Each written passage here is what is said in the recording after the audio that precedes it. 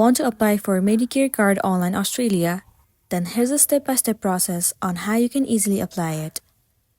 You need to start by heading over to any of the web browser or move into Safari if you are using iOS device. Once you're inside the Safari, in the search bar, you need to search for Medicare Card Online Australia. Now head over to the very first site, Medicare Card. You will be landing on the official website. At the very top you can see Create Account. You need to click on it and wait for a while for it to load. It will land you on this page. You need to click on, you can see different sites. You need to click on Create a Medicare Online Account. Now over here you have to click on this, My Gov. Scroll down and click on Create Account. You can choose either email address or digital ID. Let me click on Continue with Email. Once you're in this page, scroll down and click on this checkbox and tap on Next.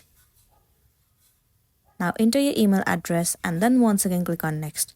After that, follow the on-screen process and then your Medicare card online will be activated and then you will be good to go.